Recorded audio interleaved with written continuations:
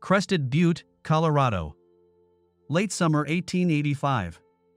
Abigail Hawthorne stood atop of the steps leading down off the train. She was immediately assaulted by the competing smells. The fresh evergreen wind off the Rockies battled with the mechanical steam odor of the train, as both mixed with the smoky haze that emanated from the small town. It only had a few hundred residents but supplied the 1,000 or more miners in the area. She adjusted the bustle of her dress and tucked the small pillow she'd been sitting on under her arm. Thankfully, her dress wasn't the Victorian-styled full bustle that was common back east, or the train ride would have been intolerable. Looking down, she saw her 3 traveling companions staring back up at her. 2 of the 3 were very distinct-looking, compared to the townsfolk. The first was a short, thin, balding man who was very well dressed and wore spectacles. Edmund Horace was a lawyer from Denver who had been her father's attorney for the past several years. It bothered Abby that he rarely smiled, and when he did it made shivers run down her spine. Dwarfing them and most men, as well, was the man they called the Swede. Jonas Swanson was a mountain of a man. He was almost 2 heads taller than Mr. Horace, and about 3 times as big around his chest. Abby wondered how he could find suspenders large enough to stretch over all those muscles and keep his britches up. Besides his imposing physique, he was covered with bright blonde hair. From his long unkempt mane to his full beard to his hairy chest and arms, he reminded her of a huge golden bear. The third man she'd recognize in any crowd. Even though he was dressed like most there in the town, Abby knew she'd recognize the way he walked and talked anywhere. He was a good-looking man with black curly hair and a full black beard. His big blue eyes and outgoing personality separated him from most. Besides that, he was Abigail's husband for the past 5 years, Thomas Hawthorne. "Stay close," warned her husband as he helped her down. "This is certainly no place for a lady." "You should know," she thought to herself as she fought back bitter comments. She knew this was in his blood. It had been his life for more than a decade before he'd come back home. She looked into his eyes and could see the excitement he was trying to hide. It was a look that a year ago would have made her heart skip a beat, but now it was just a reminder of those things she'd given up. Like a moth to the flame or Icarus to the sun, she silently sighed. "Mrs. Hawthorne," Horace interjected, "please remain very close to us. Unfortunately, up in these parts, an attractive woman is rarer than the gold and silver these men are seeking." "Thank you, Mr. Horace, both my husband and the Swede are packing iron and I know the Swede has his rifle close by, as well. I feel quite protected. Still, I'll be careful and stay close." Horace nodded and turned to the Swede. "Grab our things and I'll go find this Buckman and his transport." The big man grunted and nodded. The Swede rarely spoke. Abby always believed it was because he didn't speak much English, however he seemed to understand it very well. Abby looked over at her husband and could see his smile partially hidden within his beard.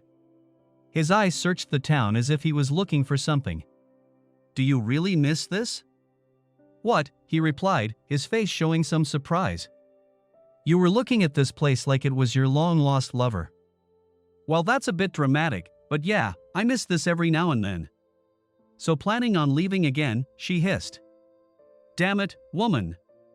Save your venom for someone else." "Yeah, I miss this, but I'm still here, ain't I? I'm still married to you and living on the ranch." "Listen, Abby," he sighed. "I know you got your backup cause of this trip.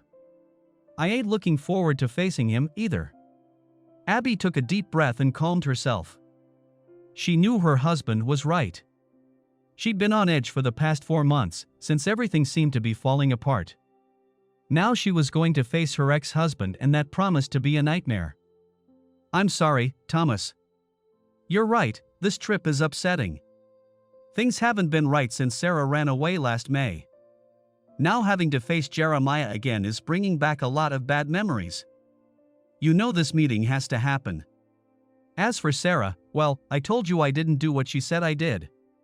She's still mad about her father. I am sorry she ran away though." "I know," Abby replied. "She never forgave us for getting married. You were drinking pretty heavy back then." "Damn it, Abby." "Not here, not now," he snarled at her. Abby turned away and looked over the little mining town. She forced herself not to dwell on the past several months. She remembered better times. She'd moved to the Colorado Territory with her father, Henry Thompson, when she was only 6. They'd left Pennsylvania a few months after her mother had died. It was 1860, just a few years before the Great War between the states. They'd arrived in Colorado several years after the Pikes Peak or Bust gold rush. Her father wasn't searching for gold, but was seeking riches of another kind. He'd purchased a ranch that was one of 3 covering a small valley on the southeast base of Pikes Peak. That valley had the potential to become very valuable if the railroad ever went through. Their ranch was adjacent to the 2 others in the valley, the Old Wilson Place and the Hawthorne Ranch. Old Man Wilson lived up to his name and seemed to have a bone to pick with just about everyone. The Hawthorns had been heaven sent. With so few other children in the area, she'd been lucky to have 2 that were close to her age as neighbors. Abigail had immediately befriended the 2 Hawthorne brothers, Thomas and Jeremiah. She was the same age as Jeremiah, and Thomas was a couple years older.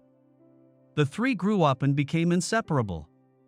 Abby smiled, thinking back to the hours and hours the 3 had played together after their chores were finished. Even back then the brothers were polar opposites. When they were out playing, Jeremiah always had to be the lawman, while Thomas was the outlaw. She'd always played the damsel in distress or the princess. Funny how I was drawn to the one with the wanderlust even back then, she chastised herself. Well, I caught him, Moray's the fool. I sure shouldn't be surprised he's restless now. They had only been on the ranch a few years when the war broke out. It hadn't touched Colorado much, but it did affect the Hawthorns. Mr. Hawthorne had left his wife and 2 young boys to go fight when Thomas and Jeremiah were only 11 and 9. He was only gone 2 years, but when he came back he was a changed man. Abby remembered him as loud and full of laughter before, but what came home was a crippled, broken man. He'd lost his right arm and was partially blind in his right eye. He'd also lost his spirit. Abby could count on one hand the number of times she'd heard him laugh after he came home. Her father had said he'd died in the war, but his body just hadn't lain down yet. His condition was a strain on his family. Mrs. Hawthorne nursed him, but everyone knew she wasn't very interested in the ranch, so Thomas and Jeremiah basically ran it under their father's oversight. It was Abigail's dream to stay in the valley and raise a family, and that seemed to be Jeremiah's, as well. Thomas had other dreams and wasn't interested in a life on the ranch. His outlaw personality and craving for adventure matched his vagabond spirit. She'd loved both Thomas and Jeremiah back then. Jeremiah had been her castle, her knight in shining armor, while Thomas had been her pirate, the one who stole her heart. Like most dreams, reality crushed hers when shortly after his 17th birthday, Thomas left to seek his fortune looking for gold and silver in the Rockies. It had broken her heart but made her choice easy. Jeremiah was her future. At the ripe old age of 16, she and Jeremiah were married. Their marriage had started out rough. Things were tense when Jeremiah found out Abby wasn't a virgin. She'd given herself to Thomas just before he'd left. It took a bit, but they were able to work through it and the marriage began to get better. The only other rough patch during those first years was after she'd given birth to Sarah. The birth had been difficult, but her daughter was born healthy. Unfortunately, Abby was never able to carry another child more than a few months after that. Abby had been heartbroken, but Jeremiah had been her rock back then. His love and attention had covered her and her love for him grew. But it wasn't strong enough, was it? She thought to herself. Henry Thompson had been busy about that time, as well. A small village at the mouth of the valley sprang up. It wasn't large, only about 50 people lived in it, but it had the basics of being a town. It had a general store, a church, a smithy, and a boarding house with a tiny saloon attached to the back. Abby was aware her father owned a stake in almost all of those. Unsurprisingly, it was called Thompsonville. She and Jeremiah had been married just over 6 years when Mr. Hawthorne quietly passed away. Unsurprisingly, Mrs. Hawthorne decided to go to San Francisco and stay with her sister. Jeremiah told Abby that his father had left the ranch to him and Thomas with a provision that they care for their mother. A year later, in 1877, the Denver and Rio Grande Railway and the Atchison, Topeka and Santa Fe Railway went to war over access rights. The most notable incident was a major standoff when Bat Masterson and his strongmen from Dodge City, who were hired by the NSF Railway, took over the roundhouse in Pueblo. A man from the DNRG Railway ended up bribing them to leave. During those several years, there were rumors of homesteads being burned and people being run off their land. The valley was tense with fear. That was when her father brought the Swede onto the ranch, and despite the Swede's presence, the railway war touched the valley. The Wilsons' ranch burned one night. His grandson and his new wife had just arrived a couple months earlier to help on the ranch. Old man Wilson died in the fire and his grandson was badly burned. Not a week later, the grandson and his wife had left, but not before selling the ranch to Henry Thompson. Her father had said they did it because the grandson wouldn't have been able to rebuild and they wanted to keep it out of the railway's hands, at least for a little while. Jeremiah had always questioned the particulars of those events, and the relationship between her father and husband soured dramatically. It put a huge strain on her marriage and she felt like she was constantly defending her father to Jeremiah. As the railway wars continued, Abby's marriage began to slowly fall apart. They were arguing more and there were fewer and fewer nights that they didn't go to bed angry at each other. Gone were those nights of passion, the heat of his breath as he claimed her. Missing even more were those nights of tender lovemaking, when she'd swear that they were one person. She missed his strong arms holding her at night and his soothing voice telling her they were going to be all right. She knew they'd both failed each other. She'd stubbornly rebuked most of his advances and he'd quit trying, giving in to his frustration and anger instead. Sometime later, Jeremiah told her he needed to go check on something and would be gone for several days. When she'd questioned him, he'd been vague and said he just wanted to be sure of something. He left 2 days later. The next day the nightmare began at the Hawthorne Ranch. It was 2 months later before Abby was able to confront Jeremiah. With a deep sigh, Abby closed her eyes and remembered one of the worst days of her life. Thompsonville, Colorado. Spring 1880.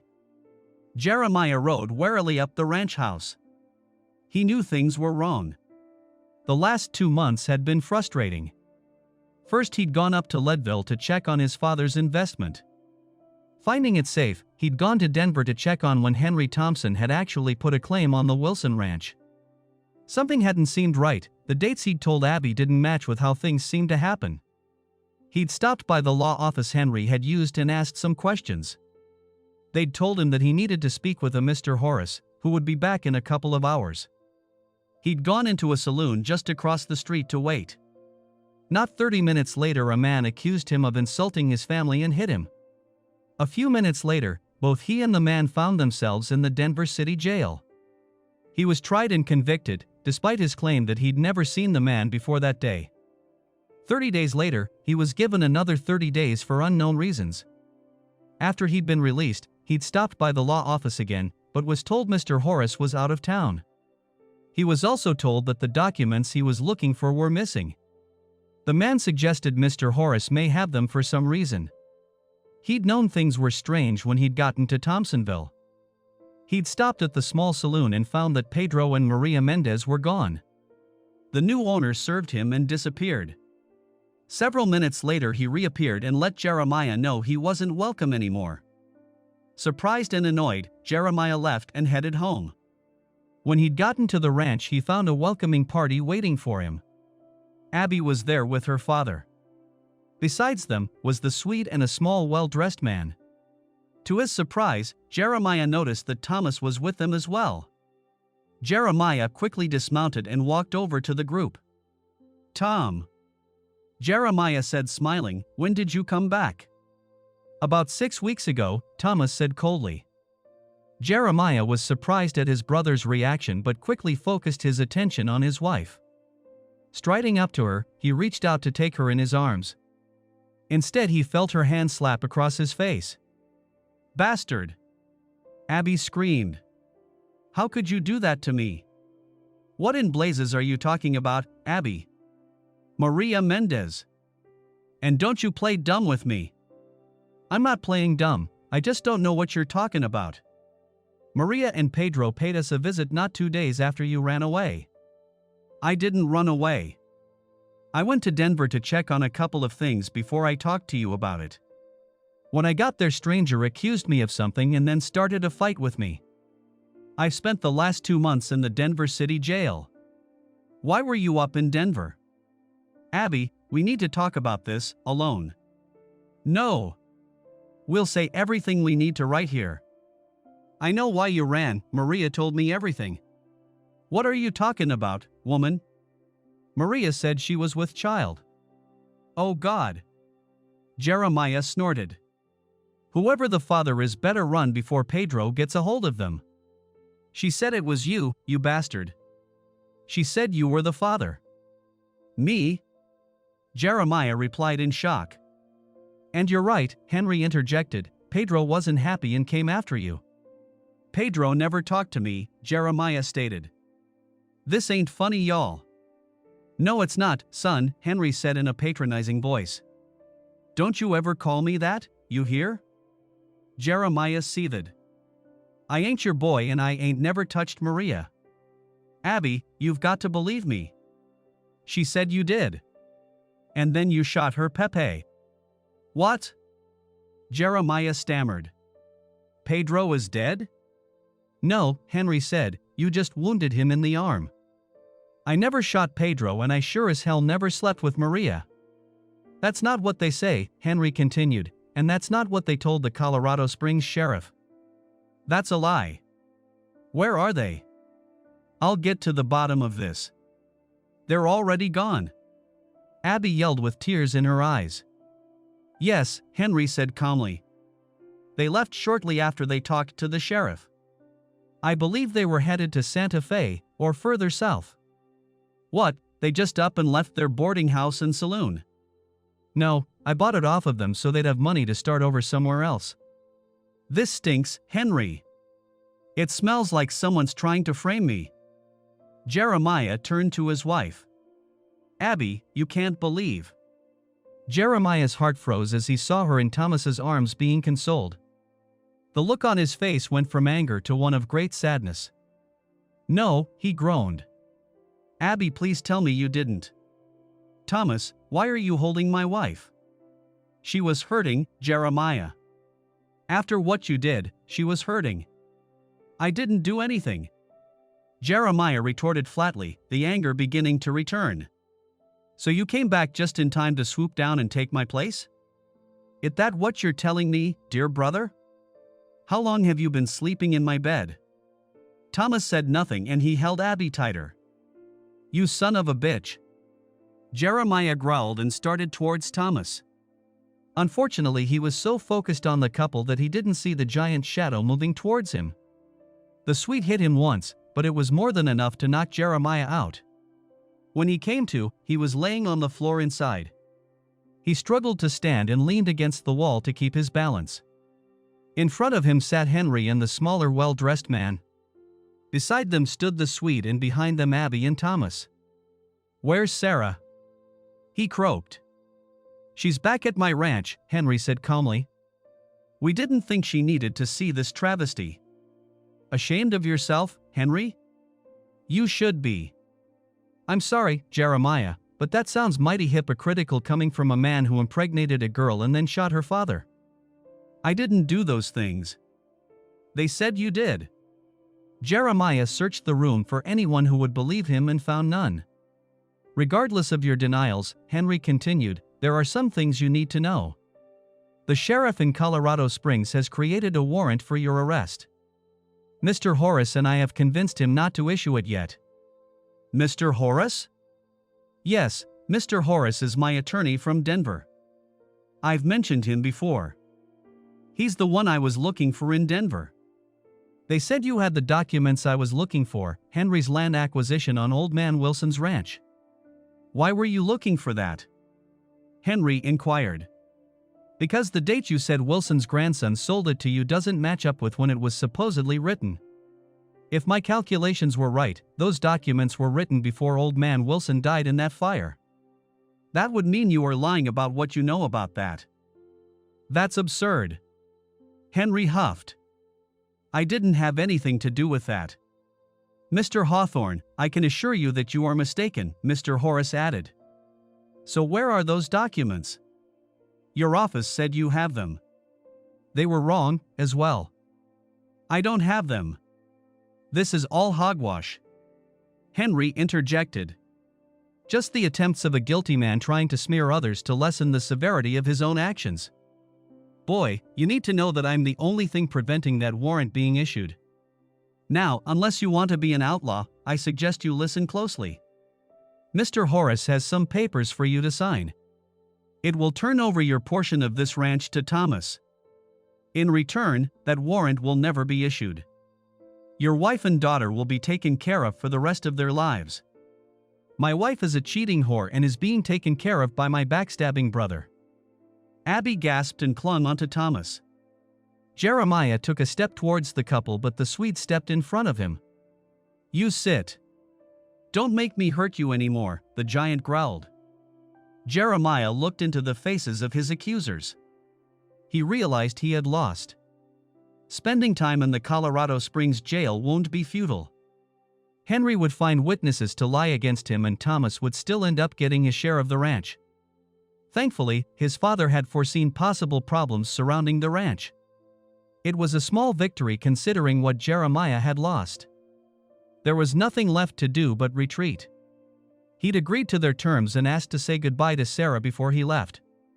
They refused. She'd been told that he'd ran off a month ago.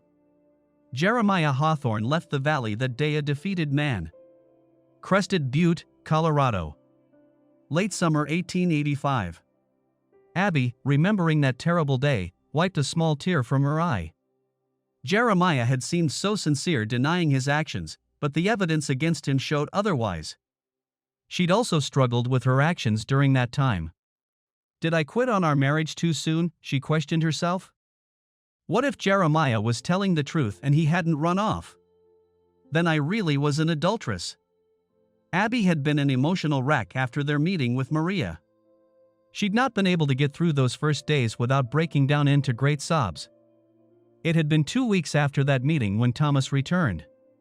She'd like to have said she didn't run into his arms, but she knew she had.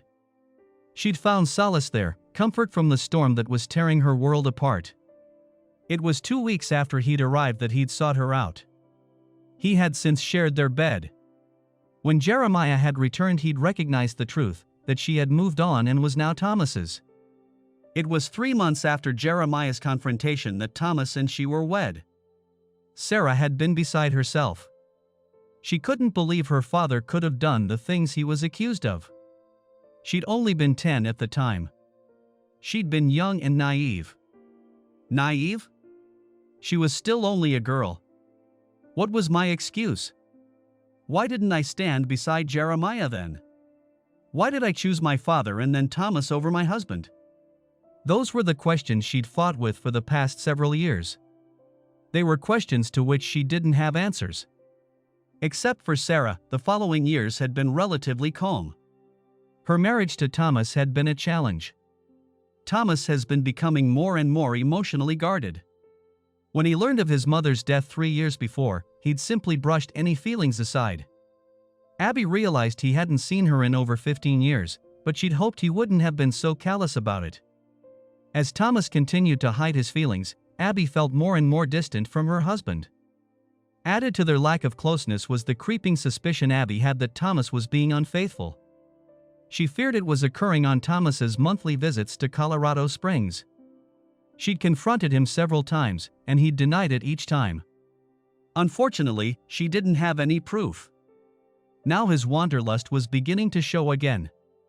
She could tell there were times he resented being stuck on the ranch, and his drinking had been getting steadily worse. 4 months ago things exploded. Sarah had always resented Thomas for trying to take her father's place. It seemed that her anger at him continued to fester. There were many times she'd sass back to Thomas and Thomas would threaten to put her across his knee and tan her bare backside. One night while Abby was at her father's ranch, he'd done just that. Sarah claimed it went further than that. She said he touched and caressed her womanhood. Thomas vehemently denied it. Sarah didn't know what to do. She didn't know whether to believe her daughter or her husband. Had her drunk husband crossed a line and molested her 15-year-old daughter, or was her resentful daughter lying to get back at the man she blamed for her father leaving? Abby was lost. Then Henry intervened. He chastised Sarah for trying to stir up a hornet's nest right in the middle of their negotiations with the railway. He believed that Thomas shouldn't have disciplined her like he did, but he felt that Sarah had mistaken what had happened. Sarah was crushed and ran to her room. Abby tried to console her, but Sarah wouldn't allow her to, since she'd sided with Thomas and her father. Much to Abby's regret, she allowed Sarah to be alone. 2 weeks later, Sarah ran away. They'd searched for her for days and even had someone report that she'd been seen in Colorado Springs. From there, they'd lost her. Abby had wept for days as Thomas tried to console her. Even now, Abby would still sometimes cry herself to sleep at night thinking of her daughter. Thankfully, 2 months ago, they'd received news that Sarah was alive and well up in Leadville. It was a surprise to find her, since the man who found her wasn't actually looking for her, he was actually looking for Jeremiah. Several months earlier, Henry had discovered that Thomas didn't own controlling interest in the Hawthorne Ranch. It seems Mr. Hawthorne had used 51% of the ranch to secure a loan to buy a small business in Leadville. The profits from the business had been used to provide for Mrs. Hawthorne after he died. When Mrs. Hawthorne passed, the business and stake had gone to Jeremiah. Jeremiah now owned controlling interest of the Hawthorne Ranch. Henry had hired a man to track down Jeremiah. His search had accidentally turned up Sarah. She was living and working as a handmaid for some rich widow named Wilcox up in Leadville. A few weeks later, Jeremiah was discovered near Ashcroft. Now Abby and her party were heading there in an attempt to persuade Jeremiah to sell or sign over all or a portion of his claim to the ranch. It figured to be an emotional and unpleasant meeting. "This is a bad idea," Abby said flatly. "What?" Thomas replied. "I said this is a very bad idea. We don't have much of a choice." "Mrs. Hawthorne," Horace added, "we need to do everything possible to convince your ex-husband to sign over at least a small portion of your ranch. The deal your father is working on with the railway requires full access through the valley." "I realize that, Mr. Horace, but I don't know how we are going to do that. If Jeremiah still believes that we betrayed him and he was framed, there's little we can offer him." "Not true. Besides the fair amount of money I'm carrying, we have several other incentives. Surely you don't think an apology from Thomas or me will persuade him?" "No, not by itself," Horace explained. "However, that, together with a good amount of money and possibly portions of the deeds to many of the Thompsonville businesses, should help ease the hostility. We'll offer to make that old warrant for his arrest go away for good. We'll further offer information on Sarah's location, so he'll be able to reunite with her.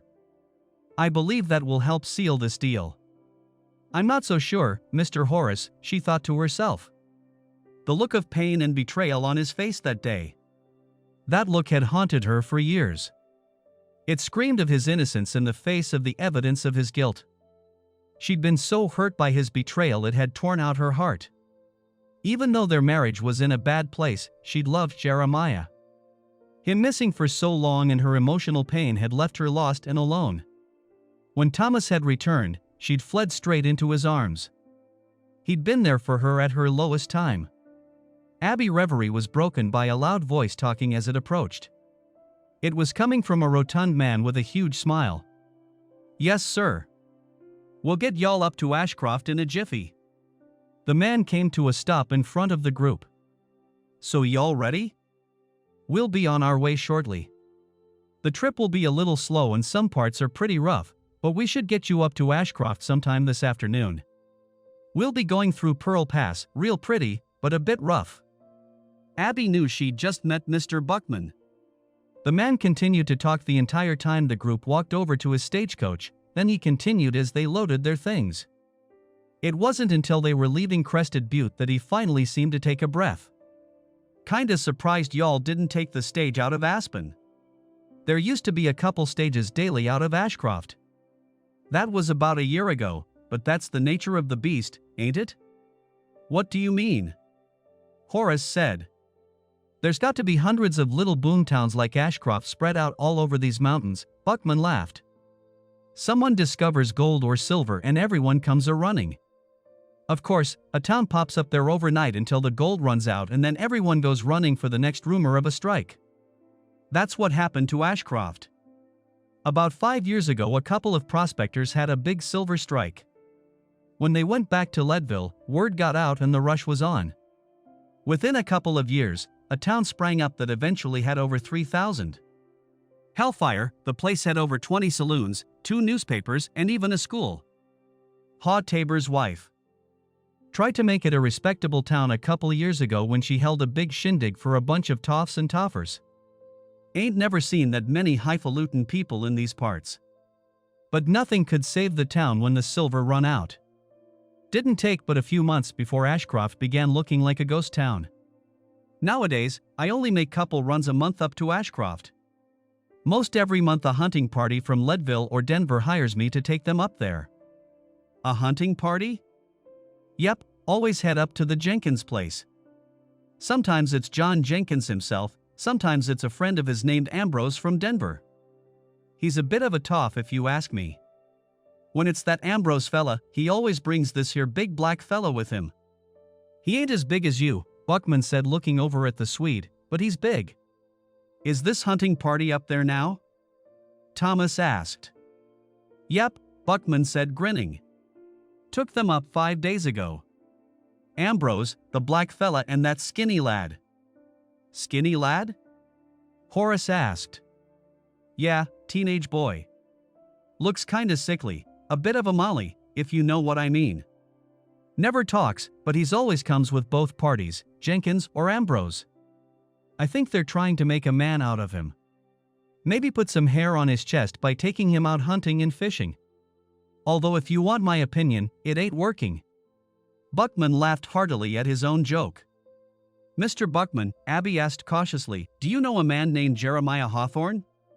Can't say that I do, ma'am. But there's a man out at the Jenkins place named Jeremiah. He's the guide for those parties. Haven't ever heard the name Hawthorne, but it could be him, I reckon. You could ask old Zeb when we get to Ashcroft. His daughter and granddaughter lives up at the Jenkins place, so they'd know for sure. They live there? Yep, Desiree, that's Zeb's daughter, used to help him run the Hotel View. She's a real beauty. Tall as them their Amazons and mean as a rattlesnake. Anyway, she got pregnant and her husband died, or vice versa. I don't really know which came first, and I sure as blazes ain't gonna ask her or old Zeb. Either of them would probably bite my head off. So John Jenkins builds this real nice house for his wife and she ups and goes back to Leadville. Jenkins then brought Desiree out to the place to be the housekeeper. Now, I ain't saying anything was going on between Jenkins and Desiree, but she really is something. Over the rest of the trip, Buckman gave them a tour of the scenic landscape. Abby had to chuckle to herself when he'd start spouting things that she knew weren't exactly true. He was entertaining. As they rode into Ashcroft, Abby could see why Buckman had referred to it as a ghost town. There were dozens upon dozens of makeshift frames for tents and shoddy buildings. There were, however, several buildings that appeared well made. 2 in particular drew her attention. The first was the 2-story hotel called the Hotel View. The second was a solidly built saloon called the Blue Mirror Saloon. What was noticeably missing were the people. There were only a few that could be seen walking in the street. Buckman pulled up his stage in front of the Hotel View. Getting down, he looked at the hotel and then over at the few saloons still remaining. Zeb! Buckman bellowed. Got guests for ya? 3 older men stepped out of one of the saloons. Figures he'd be at the Blue Mirror, Buckman laughed. One of the men began walking over to them. He was a shorter man with a grizzled beard and matching hair. His big smile showed several missing teeth. "Evenin' folks," he said in a thick Cajun accent. "Welcome to the Hotel View. If you'll get your stuff and follow me, we'll get y'all fixed up. These folks," Buckman continued, "will need someone to take them up to." "Mr. Buckman," Horace interrupted. "Thank you for your assistance. We'll take it from here, though." "No skin off my back," Buckman said smiling. "Just send word when you are ready to go." I'll be back up here day after tomorrow to pick up that hunting party, but I can come back another day if y'all need. No sir, Horace stated. Day after tomorrow should be fine.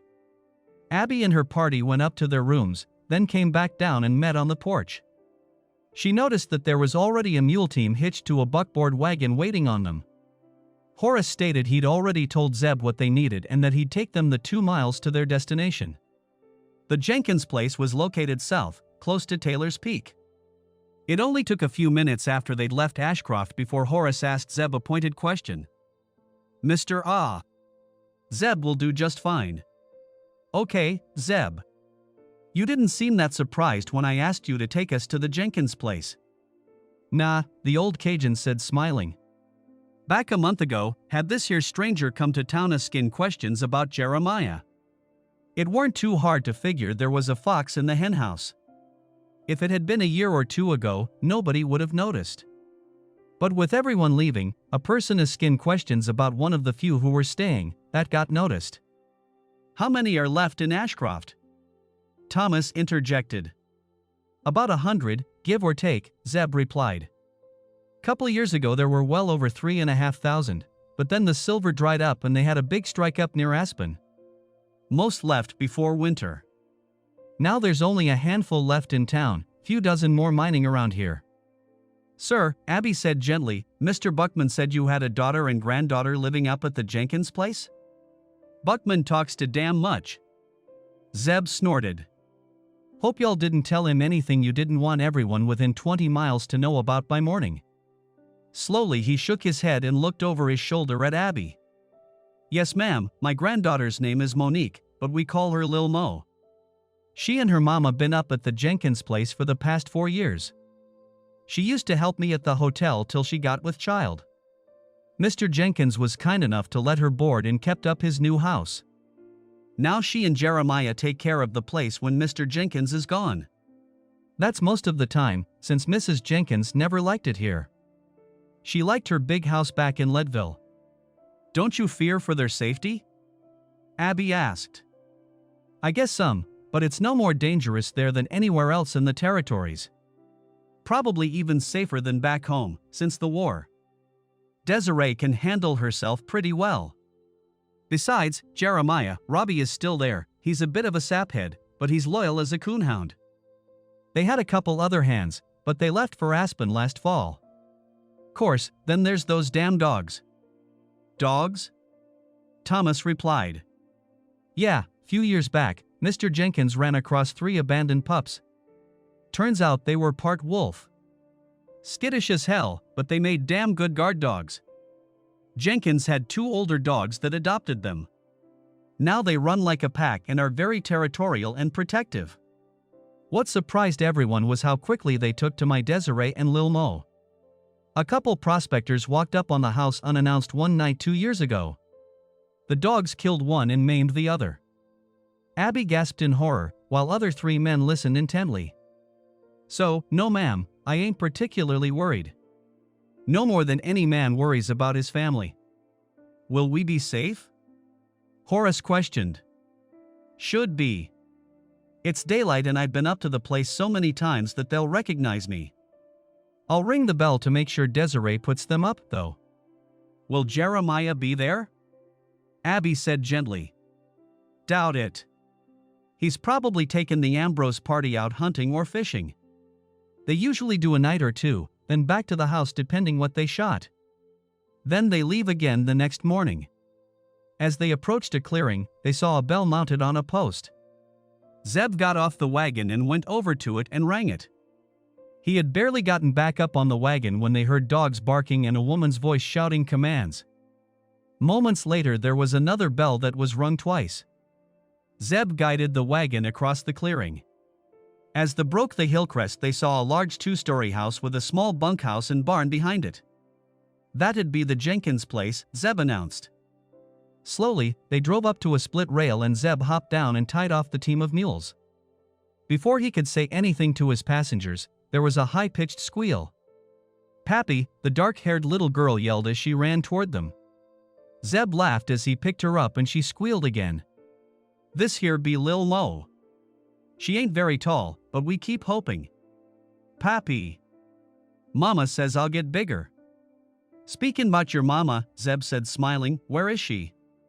Right here, replied a smiling young woman standing on the porch. Waiting on your old hide to bring that bag of curls you got there back to the house. She was tall, almost 6 feet, and quite the beauty, if oddly dressed. She was dark-complected, attesting to her Cajun heritage.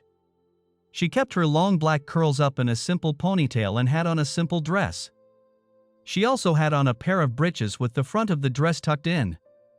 Her gentle smile faded as she looked at Abby and her party. Can I help y'all? We're here to see Jeremiah Hawthorne, Horace stated. Is he here? And who be asking?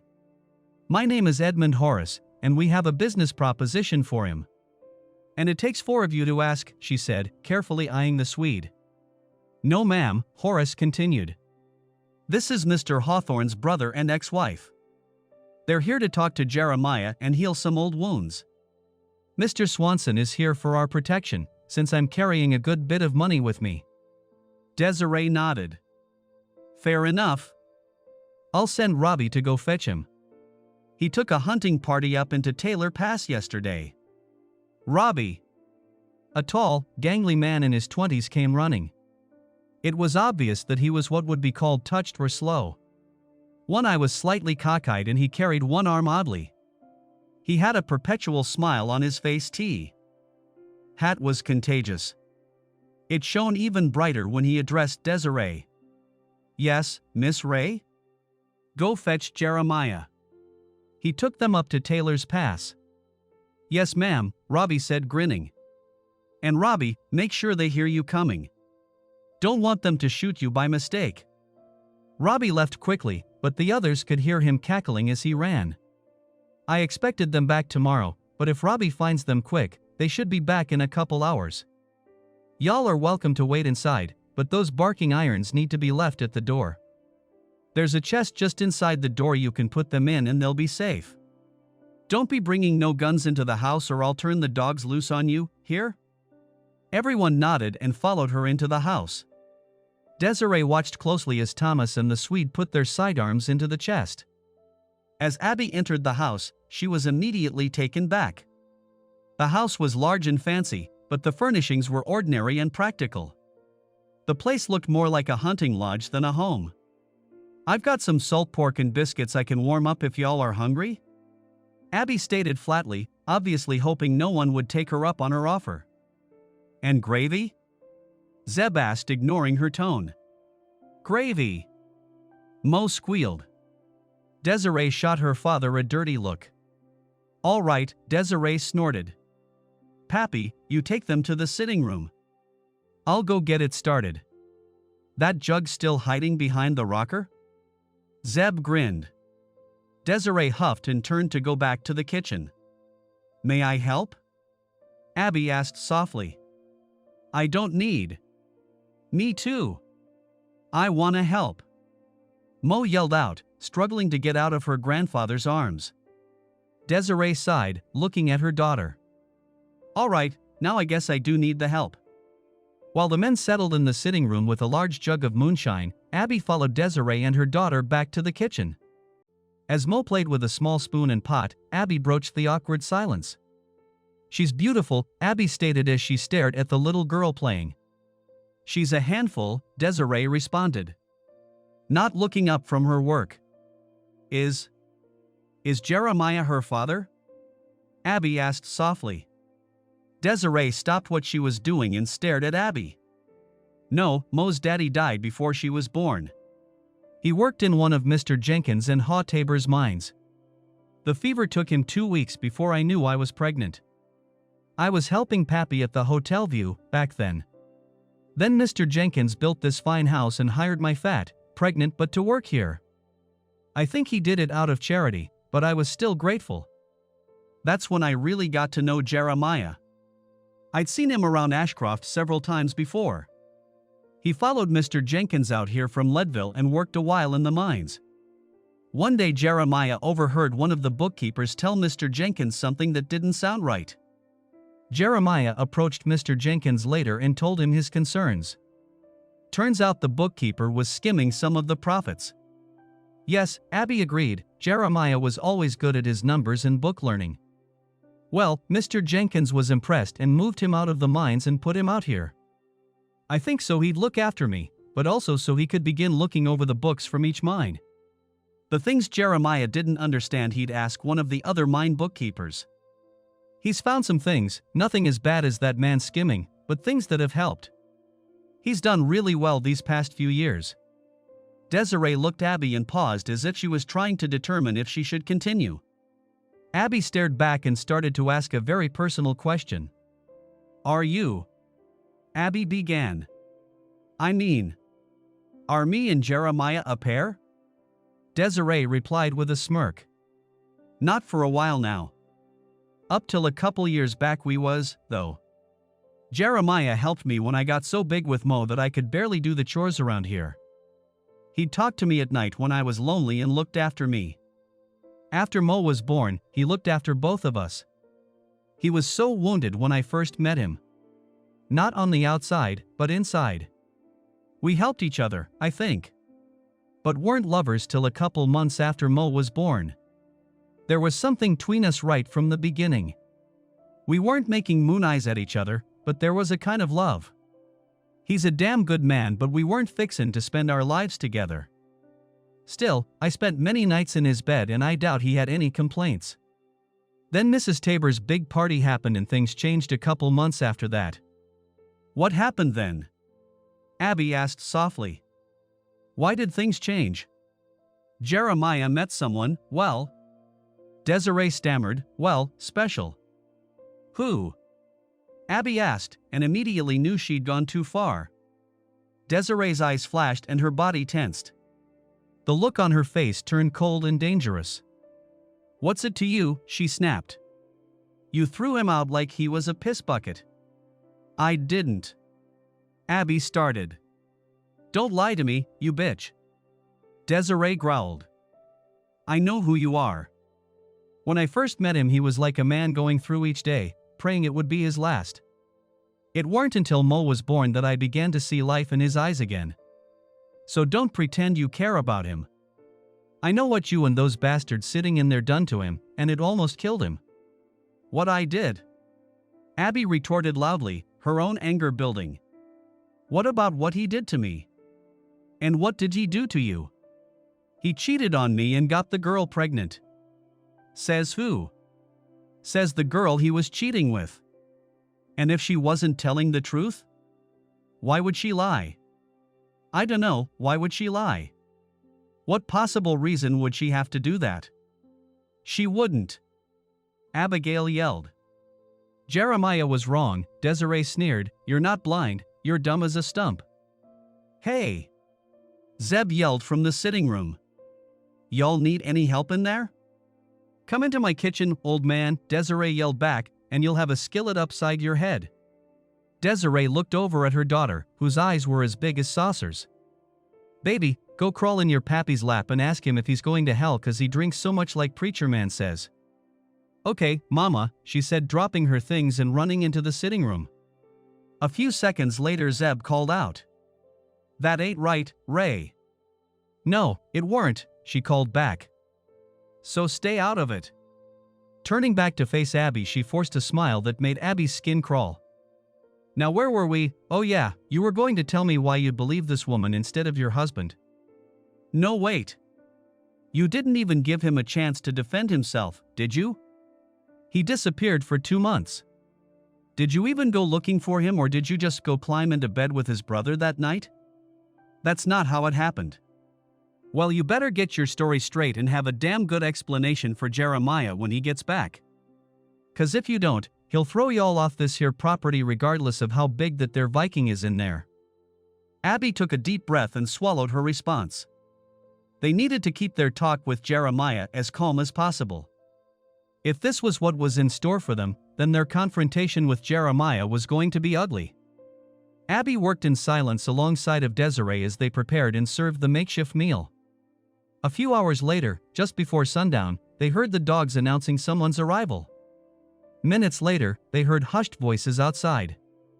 Abby realized Desiree had slipped out and was probably talking to Jeremiah before he came in. She was also probably letting him know that it was safe, as well.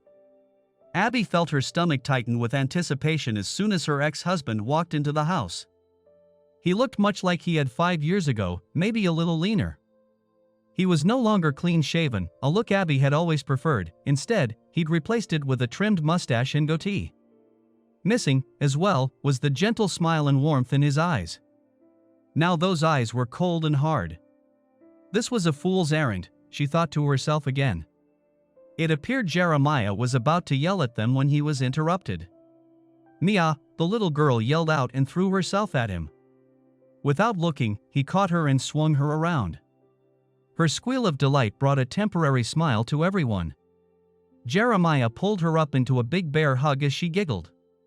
Abby felt a twinge of sadness as she remembered Jeremiah doing that same thing with Sarah when she was little. "Mo, you little rascal, go find your mama," he laughed as he put her down. "She's outside with your pappy and Robbie." The little girl skipped out the door laughing as she went. Jeremiah turned and glared at them. His look let everyone know that any joy had just left with that little girl. "What do y'all want?" he said coldly. "Mr. Hawthorne," Mr. Horace began, "we've come here with a proposal that I think you'll find quite beneficial to you." "I remember you. You're King Henry's mouthpiece.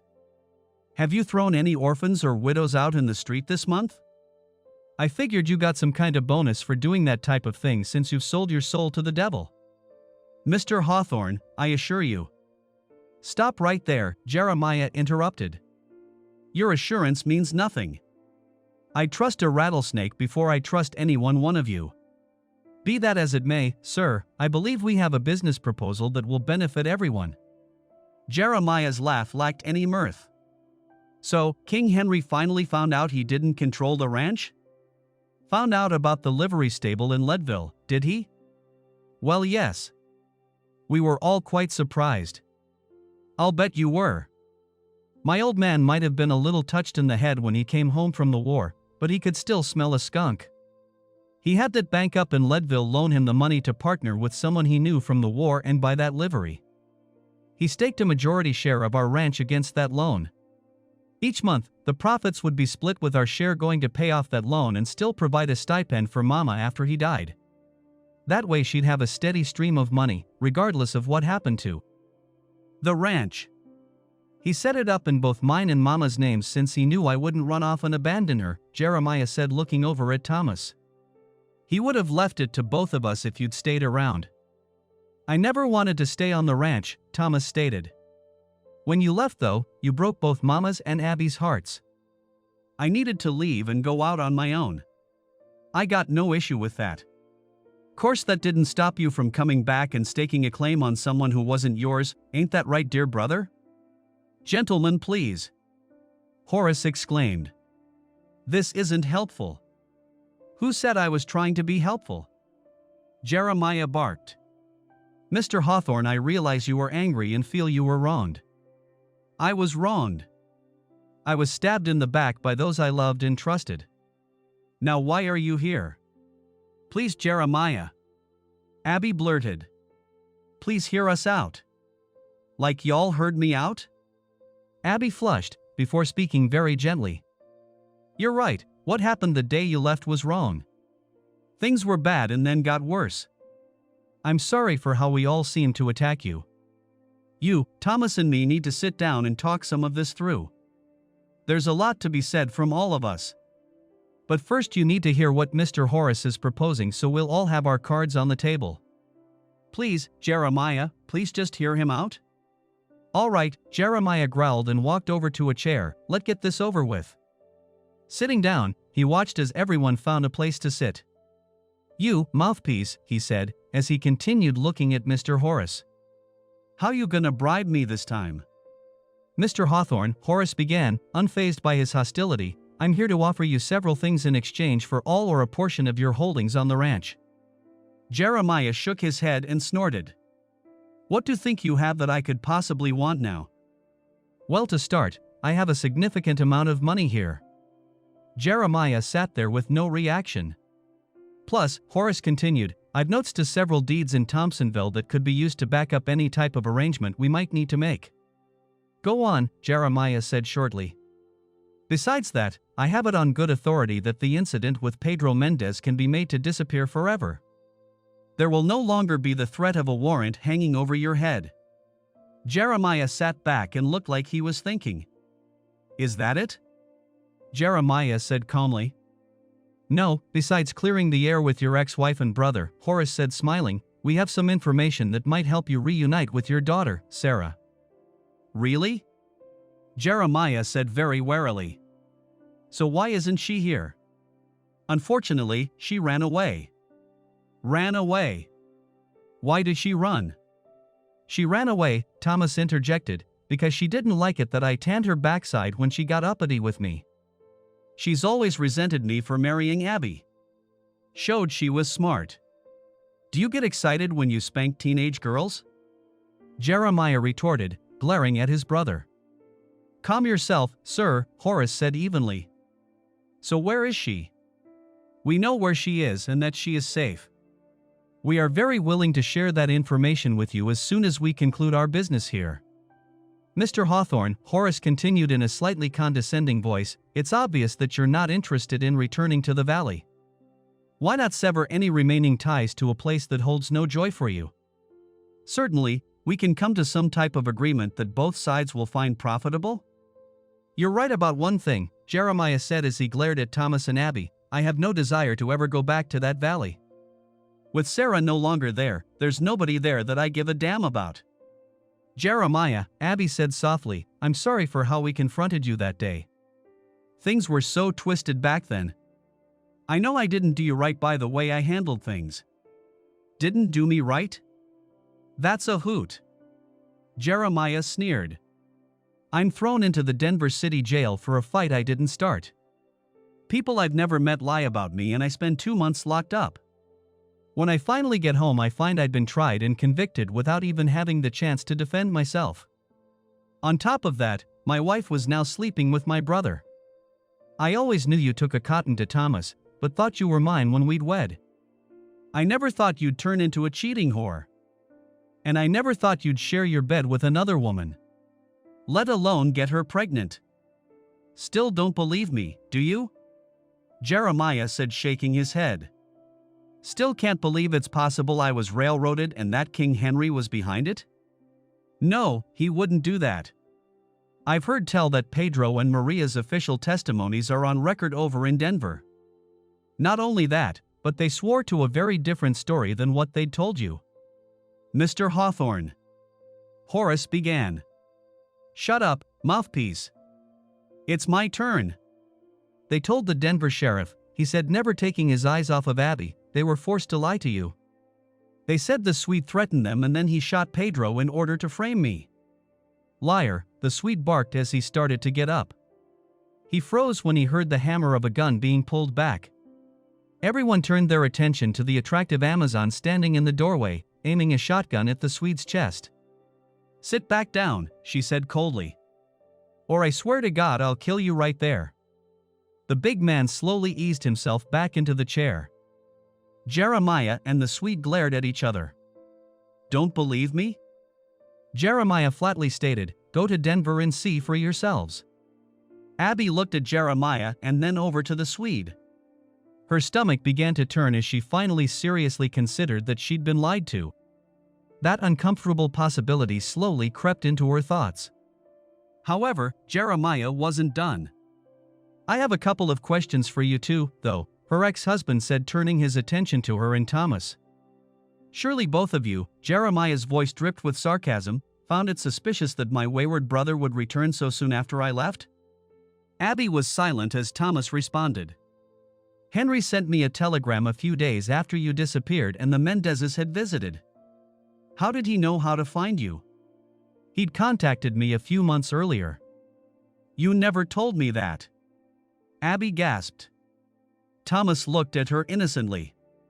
What was there to tell? Your father sent me a letter asking me to come home. He was hoping I could help him convince Jeremiah to pool our resources and offer a deal to the railway. I wasn't interested in coming back until I heard about all the trouble Jeremiah was in. Brother, I'm sorry that things turned out this way for you, but I didn't come back planning to take your place. When I got there, you'd already disappeared and Abby was alone and hurting. I stayed for her. So Henry sent someone to find you before he sent you that letter? Jeremiah stated calmly as Thomas nodded.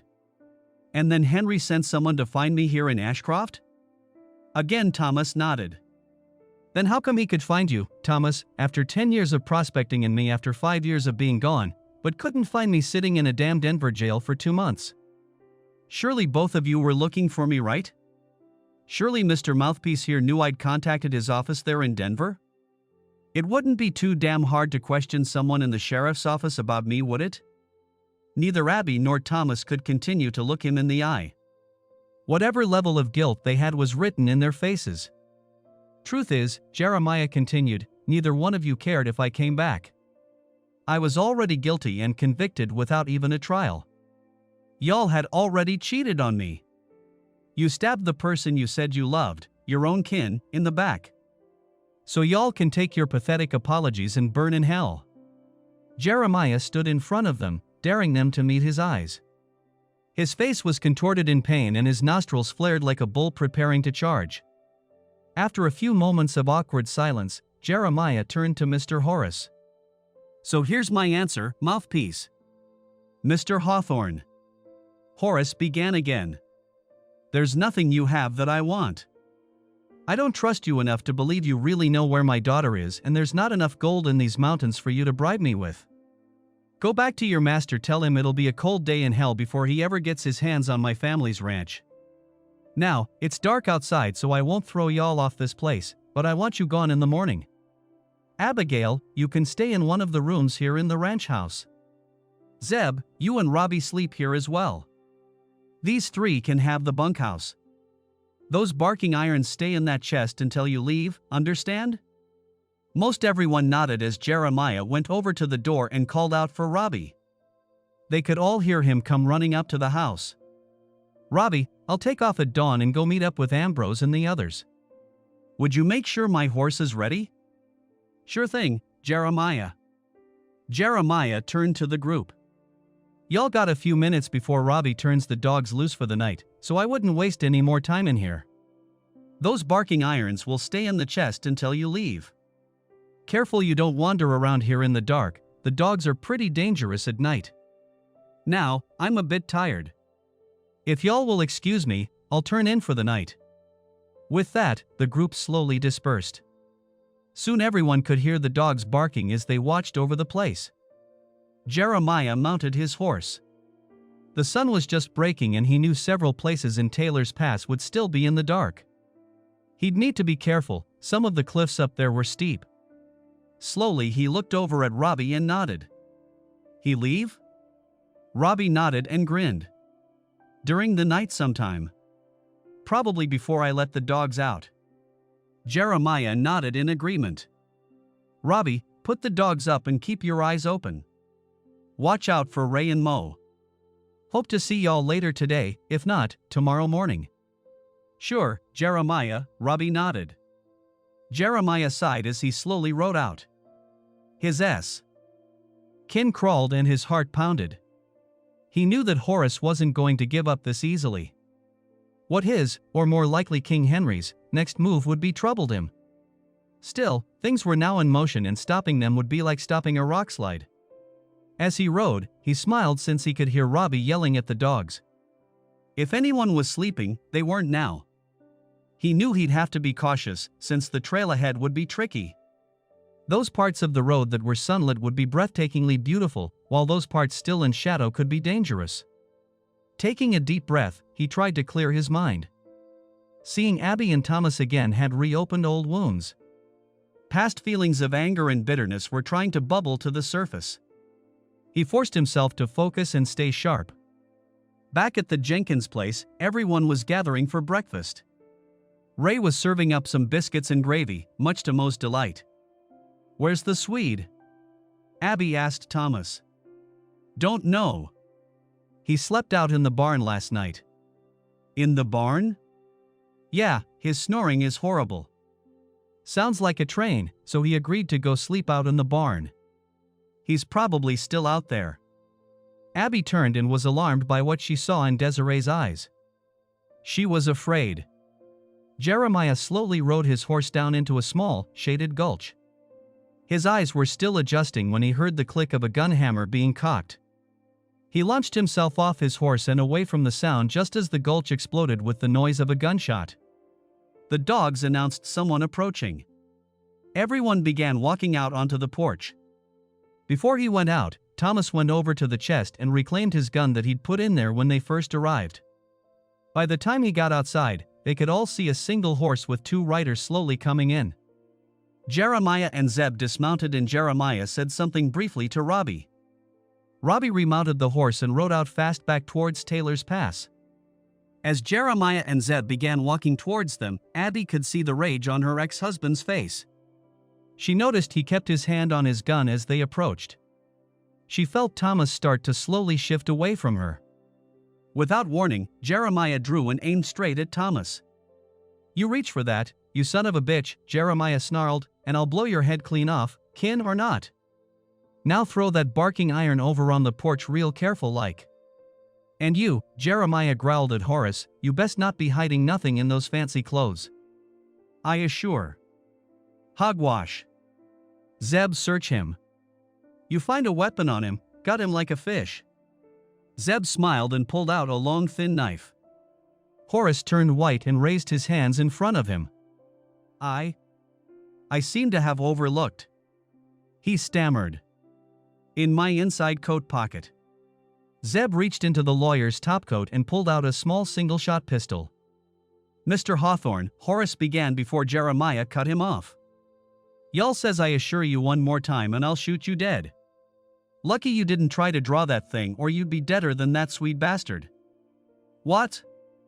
Abby gasped. "That bastard tried to bushwhack me up around Taylor Pass.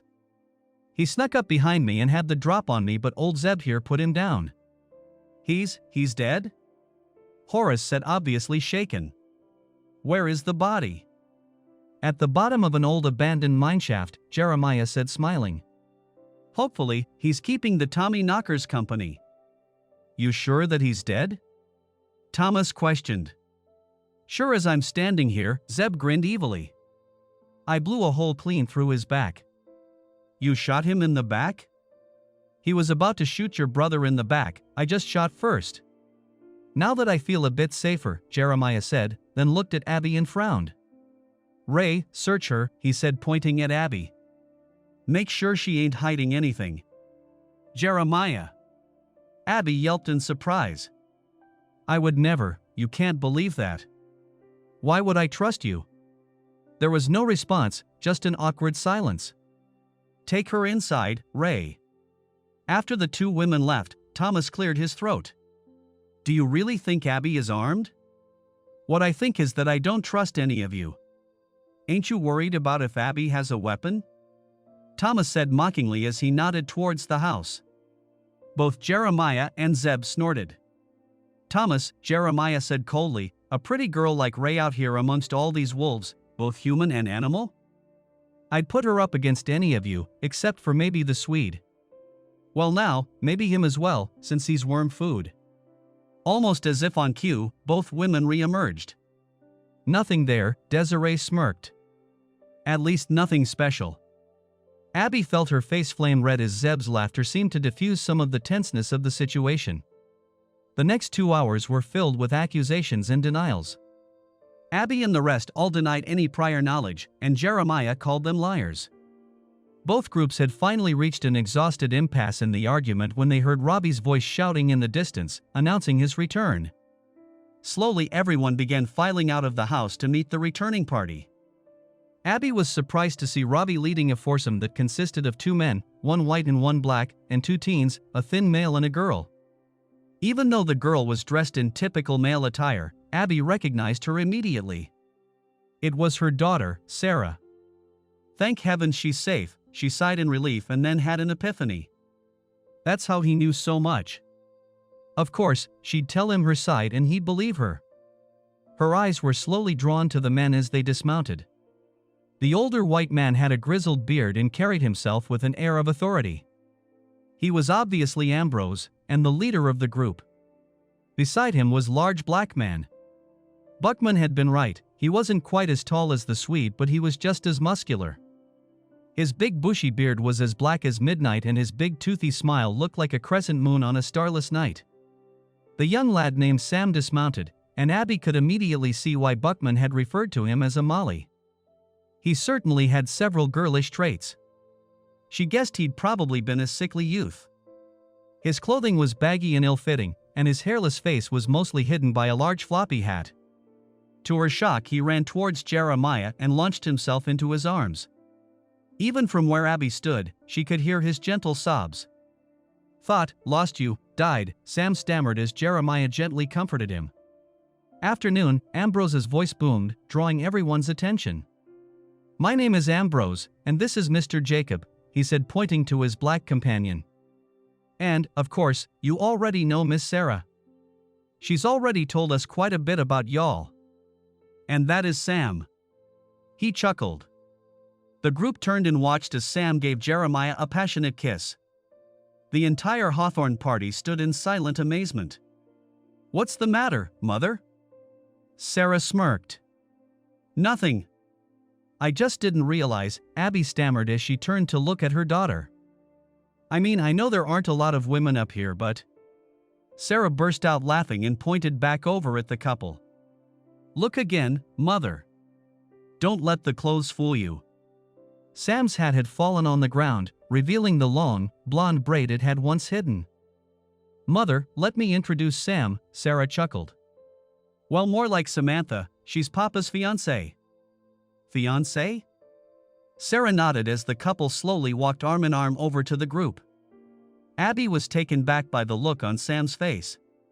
It was contorted like she had just smelled something very rotten. "I know why y'all are here," Sam sneered. "I also know one of you tried to kill my Jeremiah. Now I want you off my property." "Your property?" Thomas asked. "Sorry," Sarah interjected, smiling, "I should have introduced her better. Miss Samantha Jenkins Wilcox, this is my mother and her excuse for a husband. I want you gone by dark." Sam stated and spun around, leading Jeremiah away. "Girls got a fair bit of sand, don't she?" Ambrose chuckled. "She dresses that way to avoid any unwanted attention. You know, a mine owner's daughter traipsing around the woods? Kind of strange, but does make a certain kind of sense, doesn't it?" "But we haven't finished," Horace interjected. "The lady said," Jacob growled menacingly, "you best be gone by night." "I'd heed that warning if I was you, mister." Jacob's stare let Horace and Thomas know they were in immediate danger. It was Ambrose's strong voice that broke the tension. "I'm sure there are many questions and things that still need to be discussed. However, it would seem that a little time to cool down is in order. I would suggest that you go back to the hotel view. We'll clean up and cool down, and then we'll all have dinner and talk afterwards. Will that be all right with you, Zeb? You think you could convince the widow Brown to prepare something for a large sit-down this evening?" "I figure she'd probably be able to do that," Zeb snorted. "Been a while since the hotel's had a good-sized gathering like that. We'll make sure both of you are well compensated. Well, with everyone gone, we'll sure not turn down any coin." With that, they all went back into the house, leaving Abby, Thomas, and Horace standing. Zeb told them he'd get the buckboard and take them back to town. They rode in silence for the entire trip. Once they got to the hotel, the trio met in one of the hotel rooms. Abby was the first to speak. "Was it true?" she spit at Thomas. "Were the things Jeremiah said true?" "What things?" "Were the things Jeremiah said about the Mendezes true?" "How would I know?" "Abigail, I wasn't even there when any of that happened." "And we don't even know if what Jeremiah said was true or just gossip," Horace said calmly. "Beside," Horace added, "even if there was some truth to it, it happened 5 years ago." "It's in the past." "It matters," Abby hissed. "Because if I was lied to, then I betrayed Jeremiah before he betrayed me. My revenge wasn't justified, because I cheated on him and slept with his brother. I'm sorry, Horace said calmly. I wasn't trying to say it didn't matter, only that it was something that happened years ago. It's not something that can be changed or taken back. I understand that, Mr. Horace. But it does change things in my mind. If it's true, then I need to question those who lied to me. I need to know if my father is involved. Jeremiah was right about one thing, though. I didn't ask my father to try and find him. I was so angry and hurt. Abby, you can't blame yourself. Thomas started. Of course I can. I didn't believe him when he came back, either. So who else can I blame? You, Thomas? You didn't go try to find him either. You're right, I didn't. I'd been gone for so long that I didn't know if Jeremiah was capable of doing those things or not. So instead, I tried to comfort and protect you. Abby turned and stared at the lawyer. Did my father know, Mr. Horace? What? Did you and my father know that Jeremiah was in the Denver jail? Yes, Horace sighed. We learned that he was there. And you never told me. What was the point, Mrs. Hawthorne? The Mendezes had already spoken to you and left. The warrant for his arrest had already been delayed. And honestly, ma'am, you were already sharing your bed with Thomas. What good could have come from us telling you that? I don't know, Abby stammered as the tears began to stream down her face. Maybe it would have changed how I treated him when he did come home. Please, Mrs. Hawthorne. You knowing that wouldn't have changed the outcome of our confrontation with Jeremiah. Those things had already been done. Now, Horace continued, now, we have to face the facts that there's little we can offer your ex-husband that will persuade him to sell any part of the ranch to Henry. Now we'll have to convince him to join us, to make him a partner. Good luck with that, Thomas grumbled. He certainly hates us now. He thinks we sent the Swede to kill him. Yes, Horace sighed, I wish the Swede hadn't done that. I don't know what he was thinking. All three stood and stared at each other in silence. The Ambrose party arrived at the Hotel View just before sundown. Gone was the sensible, protective clothing needed for hunting or fishing. In its place was the finery that suggested Ambrose, Samantha, and even Jacob belonged mingling with Denver's high society. Sarah, Desiree, and Monique all wore the common dresses of the day and looked the young ladies they were. Samantha walked in on the arm of Jeremiah, who still donned the common attire, but was clean. However, Samantha's transformation was startling. The effeminate shy tomboy was replaced by an attractive, svelte woman who showed no fear looking anyone in the eye. She wore a stylish Victorian dress that emphasized her smallish assets. While Desiree and Abby would be considered more naturally pretty, Samantha's presence demanded everyone's attention. Lordy, Miss Jenkins!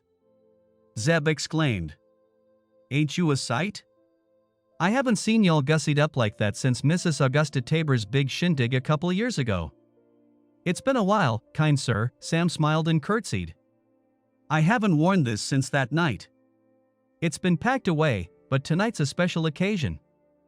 Ah, that's right, you'll be headed back to Leadville and Jeremiah will be following you there soon after. Yes, but we'll only be in Leadville till the wedding. Then we'll be leaving for Denver. Well, I'll be. So this is a real farewell night? Sam nodded. Then I figure I'll add to that. I'll be taking Desiree and Lil Mo back to Louisiana with me after Jeremiah leaves. Really? I thought you might head up to Aspen, Ambrose interjected. Nah, been doing this for too long, Zeb sighed. Not the life I'd hoped to give Desiree. Certainly not the kind I want for Lil Mo. Now come on in and get seated. This'll probably be this hotel's last time to have its lobby filled with people and food. The Widow Brown outdid herself and made fried chicken with a mess of fixins. She sure is special, Jeremiah said grinning. Maybe she'd like Louisiana? Desiree burst out laughing and Zeb grinned wide. Well, he said slowly, I kinda already asked her. She's coming with us. Along with Robbie, Desiree laughed. Yeah, Zeb groaned, and all those damn dogs. We're gonna look like damn settlers going the wrong way, going east to Louisiana instead of west. The Ambrose party laughed and congratulated him. Soon everyone was seated. The tension that hung over the gathering did little to keep them from enjoying a fine meal. Any serious discussion concerning the purpose for the Hawthorns' visit was tabled, and the conversation ranged from mining to weather to Denver. Upon completion, Ambrose produced 2 bottles of fine port. After everyone was served, he cleared his throat. "I believe we should get to the heart of this little get-together," he began. "First things first, we never got around to finishing the introductions. Jeremiah and Sarah have informed us of who you are, but I need to introduce myself. My name is Ambrose Whitebrick. Perhaps you've heard of my brother, Robert Whitebrick? He was the treasurer for the Denver and Rio Grande Railway, back when they had that little incident with Bat Masterson. Mrs. Hawthorne, I'm sure there is some doubt about the validity of the information Jeremiah shared with you yesterday. The Pinkertons I hired were very thorough. I know that the testimonies in question have been notarized and are being kept in a safe in Denver." "Mr. Whitebrick," Horace interrupted, his voice betraying his anxiety. "I hope you're not insinuating that." "I'm not insinuating anything, Mr. Horace. I'm just stating that we have notarized testimonies from Pedro and Maria Mendez concerning the false accusations that involved Jeremiah's warrant and his supposed indiscretion. Their testimonies clearly state that they threatened and forced to give false testimonies against Jeremiah. They stated that it was the Swede who threatened them and that he was the one who shot, or should I say grazed, Mr. Mendez in the arm. Mr. Horace, we both know frontier courts are very suspect. Justice out here comes from a bag of coin or the barrel of a gun, as much as through our legal system. These testimonies were taken in order to expose the lies surrounding Jeremiah. As to whether they actually link your current employer, that is for each person to decide for themselves. Regardless, there is no warrant out for Jeremiah and any claims against him can be proven false. Now, Jeremiah has told all of us what you were asking of him. Unfortunately, I need to inform you that Jeremiah here can't give you what you want, even if he was so inclined. Which he isn't." Sam interjected, much to the amusement of several at the table. "Sorry," she said sheepishly as Jeremiah reached over and took her hand. The loving smile he gave her was unmistakable. "Never apologize for defending your man, my dear," Ambrose chuckled. "You see," Ambrose continued by addressing everyone, "he can't give you what you want because he no longer owns that business or any of its holdings." "What?" Thomas and Horace blurted out together. "That's right," Jeremiah said, grinning. "I sold the livery back to my father's partner and paid back what was left of the loan. Then I sold my stake in the ranch as well. It no longer held anything but bad memories for me. So when a pretty young lady accepted my marriage proposal, I sold it. Everything is already signed and agreed upon and will begin the day after our wedding. The deal I made secured me a position with a bank over in Denver. It gives me a small stake in that bank, and I'll be working and learning the financial business under a mentor. I'm sure y'all probably think that sounds boring, but because of that I'll be able to secure a future for my wife and children." "But why," Abby said softly as she stared at Jeremiah, "why didn't you say something earlier?" "Why would I?" Jeremiah growled. "Y'all ambushed me, again. Then you give me some cock and bull about how sorry y'all are and try to bribe me with my own daughter. Why would I trust any of you? I wasn't sure how far you'd go to get what you wanted, since you brought the Swede. I figured I was in danger, but better me than my friends and loved ones. I knew Zeb would protect Desiree and Lil Mo. I also figured y'all didn't know about Ambrose and Sam. I was pretty certain y'all didn't know about Sarah either. The simple truth is, I'd die before I ever let anyone harm either of my girls." Sam wrapped her arms around his and beamed. "Last night I met with Zeb and told him if anything was to happen, it would involve the Swede. Turns out I was right. Zeb followed him and watched him get his rifle out of the wagon and then begin walking towards Taylor's Pass. When he tried to ambush me, Zeb put him down like the dog he was. Now I can focus on my future. I was happy back on the ranch. I had a wife and daughter that I loved, but one of them was taken from me and the other broke my heart. Some very kind people returned my daughter to me, and an angel has healed my heart. I look forward to holding that angel every night." "Someone returned Sarah to you?" Abby asked. Jeremiah nodded and looked over at Ambrose. When I ran away, I must have had angels watching over me, Sarah interjected. I wasn't sure where to go at first. I'd heard you say that Papa had gone to Denver before he came back that day. So I went to Colorado Springs first. I was lucky to hitch up with a family going to Denver. When I arrived in Denver, I began asking questions at the city jail. Then I went to one of the churches. A reverend and his wife took me in for a few days and then introduced me to Mr. Ambrose.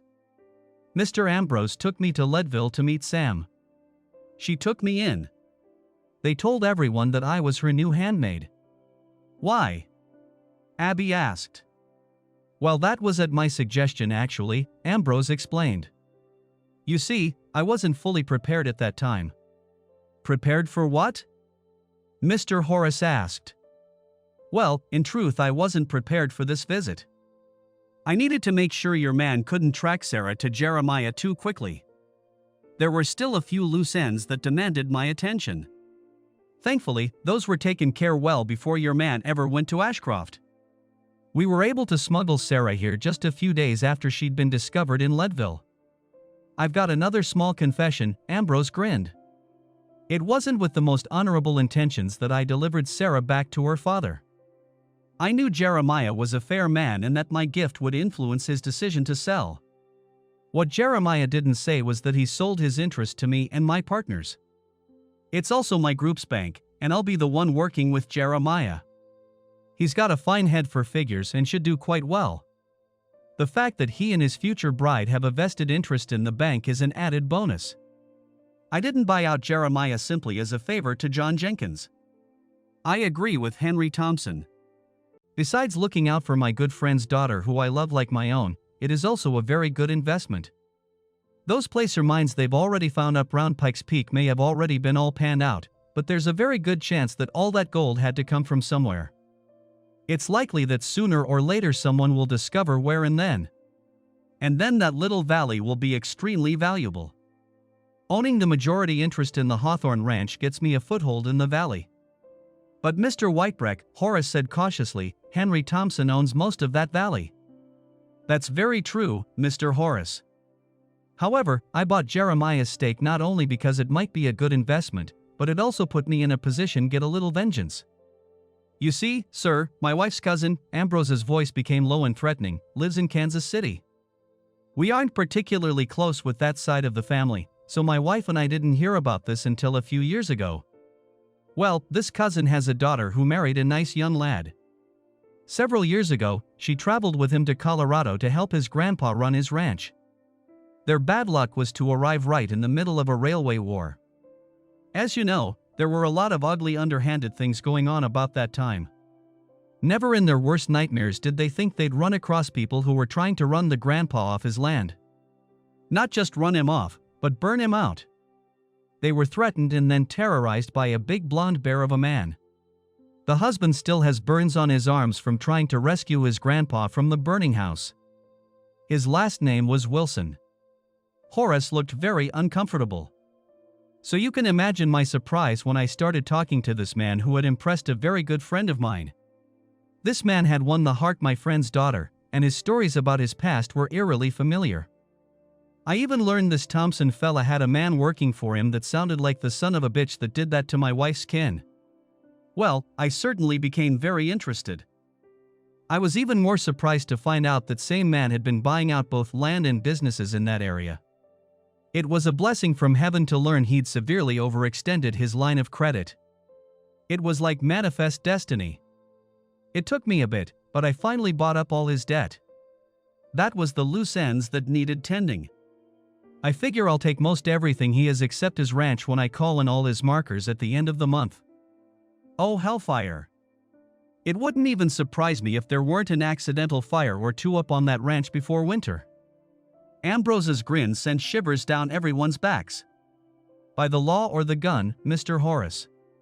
Please tell your employer that it's a given that anyone involved with him is in danger when all this happens. Also, sir, Denver isn't a particularly safe town either, even for lawyers. The table was silent as each person processed Ambrose's thinly veiled threat. Now that nasty business is done, Ambrose continued, essentially ignoring the Hawthorne party. Would anyone care to join me and Jacob in a cigar?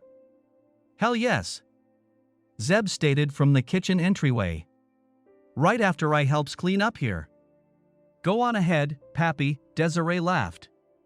Sarah and I will help get this done. Zeb grinned from ear to ear. Jeremiah? Ambrose asked. Please excuse Jeremiah, Sam interjected. He needs to spend a little time with his fiancée. Jeremiah, would you please escort me outside for a little walk? I'd be honored to. The couple got up and went outside arm in arm. Silently, the guests left the table and congregated in smaller groups. Horace and Thomas went upstairs to their rooms while Abby lingered downstairs for a few minutes before slipping out the back door. She needed to talk to Jeremiah and apologize. She also knew that Sam wouldn't be happy with the interruption. Still, it would probably be her last opportunity to speak with her ex-husband. As she approached them, she could hear their voices. Sorry, Jeremiah. I don't mean to be such a bother. Shoo, sweetheart. You're not a bother. It's just I get scared. I know what they say about me behind my back. That a man would only be after my money to ever wed a harpy like me. They say I'm a spoiled, little princess who probably drove her husband to his grave. But you know that's not true, don't you? Jeremiah chuckled and smiled. Yes, I know that's not the truth. However, the spoiled bit. Okay, they might have a point there, Sam choked back a small laugh, but I'm getting better. It's just that I was so angry at James, leaving me in Leadville and spending a year up in the mountains, working in one of my dad's mines. We hadn't even been married 2 years and he left. He hadn't even given me that baby he'd promised me. When they told me he'd died of pneumonia, I fell apart. I know that lots of people thought I'd gone loco, but it was just the pain. It was the knowing that the wonderful life I'd planned for us was dead. All I was left with was the dark hopelessness of being a widow before I was even 20. After that, I looked at every man that sought my hand through those dead eyes. I did that for 4 years, and I probably did become that harpy they claim I am. I know I went to Mrs. Tabor's big party kicking and screaming. I'm glad Daddy demanded that I be there. It wasn't till afterwards that I learned he'd wanted me to meet someone who he had a great deal of respect for. It was you, Jeremiah Hawthorne, and when I first met you I was ashamed. Ashamed? She nodded and smiled sheepishly up at him. I wanted you to like me so badly that it scared me. I hadn't had that feeling since James. When you took me into your arms the first time we danced, I almost cried. It was the first time I'd ever let myself hope to be happy again. But then I started looking at myself and the type of person I'd become. I swore to God right there that if you gave me a chance I'd become the kind of woman you'd be proud to be married to. Samantha, I've always been proud to be with you. Even when you were dressed like a man. Sam laughed and playfully slapped his arm. I was honored to be near you, Jeremiah said in a somber voice. Sam, I love you.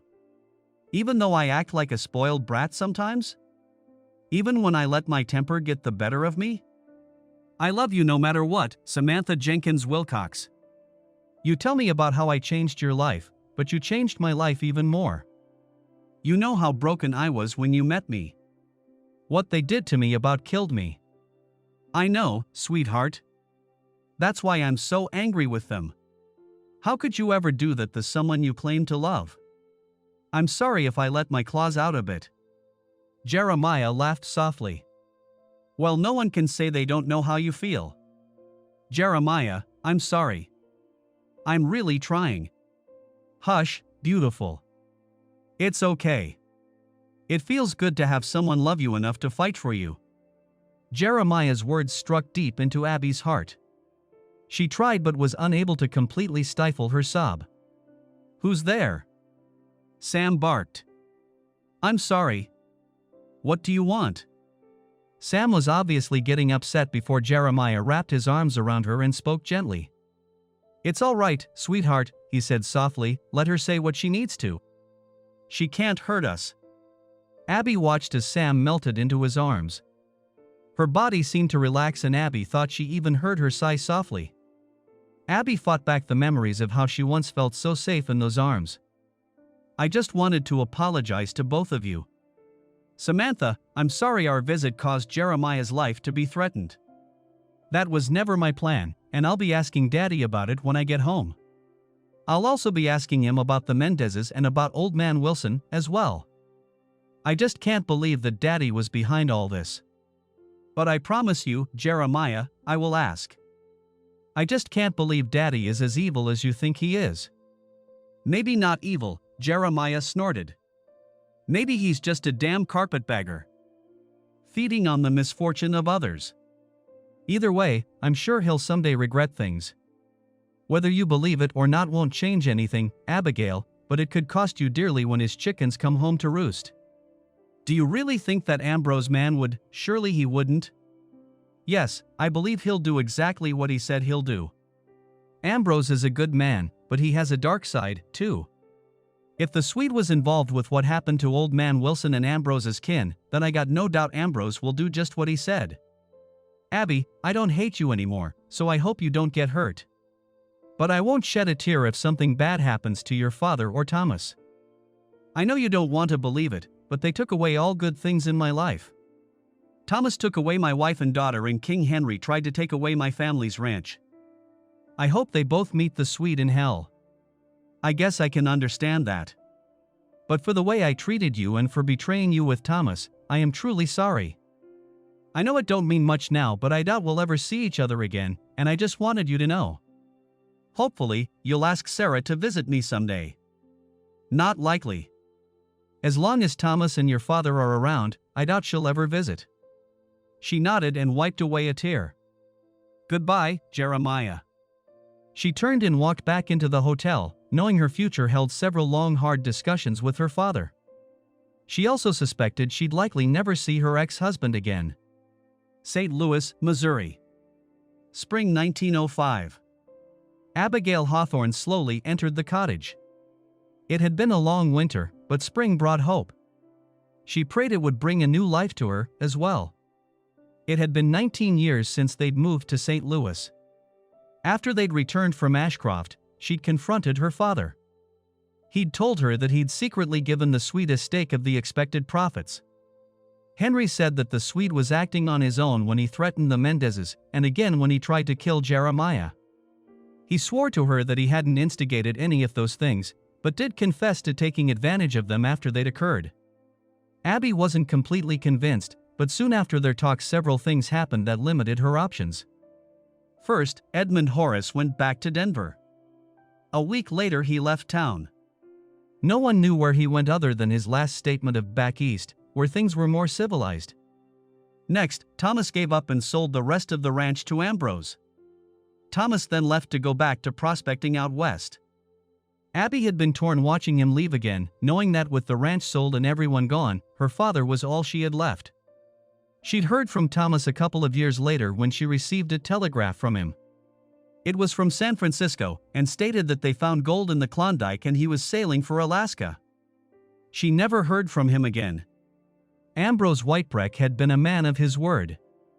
It had taken a little longer than expected, but by the spring of 1886, her father had sold off almost everything to cover his debts. He'd been able to sell the ranch for a bit of profit, even though one of the barns had burned to the ground just before Christmas. There had been just enough to buy this little cottage and a small store. Henry Thompson had left Colorado a very bitter man. He became even more depressed and despondent in 1891 when a major gold strike occurred in the Cripple Creek and Victor areas. To service those areas, the railroad built a spur that ran through their old valley. Ambrose Whitebreck and his investors were now even wealthier. The past long years had been difficult, at times. Abby and Henry had worked the store until Henry had become too ill. She'd sold it in order to take care of him this last year. He'd died the previous December, and now she was alone. She was alone, but that was partially by her own choices. Over the years she'd had several suitors, but she never felt she could abandon her father. Those suitors she fancied the most seemed to be the same ones her father disliked the most. Now, in her 50s, she was alone. She walked over to her bed and sat down. The stillness in the cottage was almost overwhelming. She reached over to a small ornate box that sat beside her bed. Opening it, she retrieved two items that were very precious to her, a letter and a telegraph. The first was a letter she'd received from Sarah 4 years before. The second was a telegram she'd received the day before. It was in response to one she'd sent a month earlier. She slowly unfolded the letter and began reading the words she'd already knew by heart. Dearest Mother, I'm writing you to fulfill a promise I made to someone very dear to me. He feels it will do me and those I love some good to pen my thoughts and feelings and send them to you. He said whether you ever get this letter or not, it will be healthy for me to write and say whatever I need to say. I won't tell you that I welcomed his request. I guess he knows what he's talking about since he's a doctor. I also know he loves me deeply and is only watching out for me. Truth be known, I would do almost anything for Dr. Harold Thornton, my husband. I reckon I should get right to the heart of the matter. Mother, I forgive you. I forgive you for not believing me and not protecting me afterwards. I won't tell you I completely understand why you did what you did, but if it gives you any peace, then you have my forgiveness. I hope you understand why I ran away. After I told you what Uncle Thomas did, none of you believed me. It was just like what happened to Papa. None of you believed him either. I felt like I was unprotected, so I needed to go find someone who would look after me. It was a miracle that I found Papa so quickly. It was an even bigger miracle that I found Harold a few years after Papa and Sam got married. I got a letter from Desiree a few months ago. She was the woman with the little girl you met at the Jenkins place near Ashcroft. She said that she and everyone was doing fine and that she'd gotten married again. Little Mo was growing up into a real beauty and her pappy was already threatening to skin some of the local boys if they got too handsy. Zeb and the widow bro. WN still aren't married, but they're always together and will be the rest of their lives. It was Desiree's letter that gave Harold the idea for me to write to you. As I said before, I'm married now to a doctor. You have 2 grandchildren, a boy, John Ambrose, and a girl, Samantha Desiree. We moved down here to Santa Fe about 10 years ago with Papa and Sam and my half-sisters. Papa is the president of one of Ambrose's banks. He and Sam have 3 pretty blonde-haired Hellcats. Of course, that's not really true. All 3 of my half-sisters are pretty sweet most of the time, but all of them got Sam's temper. It's funny to watch them around Papa. Each one of them thinks they have him wrapped around their little fingers. What's even funnier is when Sam shoos them away and sits in Papa's lap and lets them all know that Papa is hers and always will be. I swear, I laugh every time I see all 3 of them girls with their bottom lips out, pouting. I asked Papa once if he ever got tired of all the constant commotion of having 4 girls in the house. He just smiled and hugged me and said he'd missed 5 years of being with me, so this was heaven. He also said he couldn't ask for more. He had a wife who loved him as much as he loved her, 4 wonderful daughters, and a grandson and a granddaughter who hung the moon. We have good homes, food on the table, and we are in good health. We even had a doctor in the family. He said we are very blessed. I can't really argue with that. Before I go, I need to let you know that you're welcome to visit us. I can't say Grandpa or Uncle Thomas will ever be welcome, but you are. Even Sam said she'd behave if you came. She's sure changed over the years. She's much happier now. She says it's because of Papa, and while I'm sure that's true, she absolutely dotes over her 3 girls. Will I need to end this letter now? I've honored my husband's wishes by writing this letter, and I think I'll soon be working on another of his wishes. Harold has been hinting about us having another child. If you ever decide to come, just telegraph your arrival date and we'll pick you up at the station. Best wishes from your daughter, Sarah. Abby wiped away her tears, refolded the worn letter and placed it back in the box. Slowly she unfolded the telegram. She'd waited until after Henry had passed and the cottage taken care of before she'd responded. She'd reached out to Sarah, asking if the offer to visit was still good. The previous day, Sarah had responded. Looking forward to seeing you. We'll meet. Grandkids excited. Abby didn't know how things would eventually turn out, but she knew she had to try. Even if she only got to see her grandchildren once, it would be worth it. She'd bought a train ticket to Santa Fe and telegraphed back her arrival time within a day of receiving Sarah's response. It was spring. A time of new beginnings.